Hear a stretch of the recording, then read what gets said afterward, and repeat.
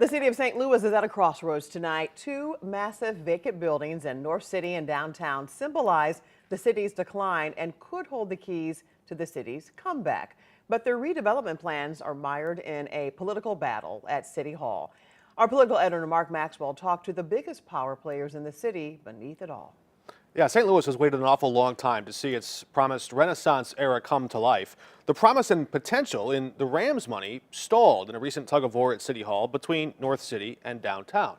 And now, as voters prepare to elect a mayor, one developer with financial interest in big projects in both parts of town illustrates the tricky road ahead.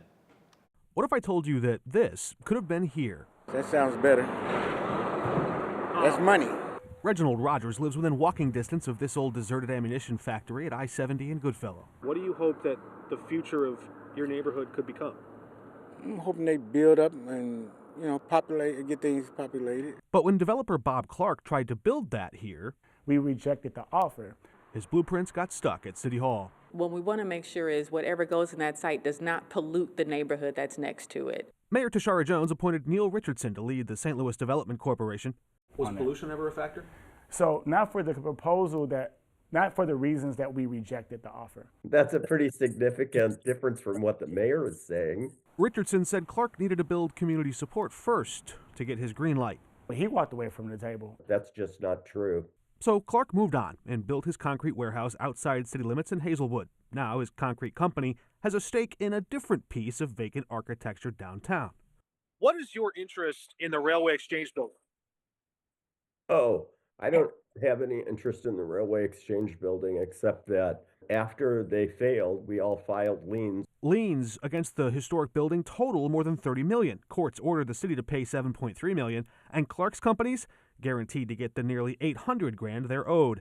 His company still went to court seeking a new appraisal. Why file an exception? Why not? Why would you not? He's always trying to make sure that he gets paid. The city is the one that's delaying the process because they didn't like the appraised value. Richardson argues Clark's maneuvers make it harder to clear the title and attract outside investors.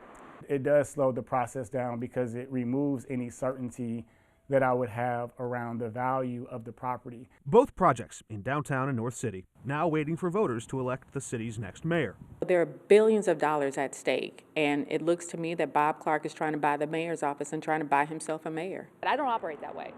Clark is backing Spencer for the job. She says the incumbent now could have moved much faster to develop the Railway Exchange building after winning approval to take it over. The mayor wants to take a lot of credit for it because it's a great thing. But yeah, I issued the bill, wrote the bill, had the bill commissioned by SLDC, put it together, and we passed it unanimously at the Board of Aldermen a year and a half ago. This administration sat on it this entire time. Do you hope to place any bids or to be involved in the redevelopment of the Railway Exchange or a new airport?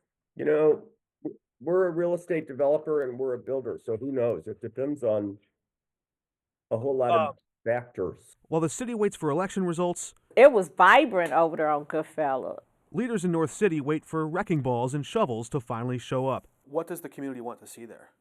They want to see vibrant businesses. Alderwoman Pam Boyd just wants to see results. We got to take the personal out of it. It's about a city.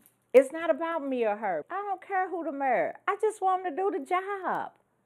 That's all I'm asking for. As for the man who walks past this vacant lot on his way to the bus stop every day, do you know who you're voting for in the mayor's race? The white girl, the short girl. Kara Spencer? Yeah, Kara. Why is that? I think she'll do better.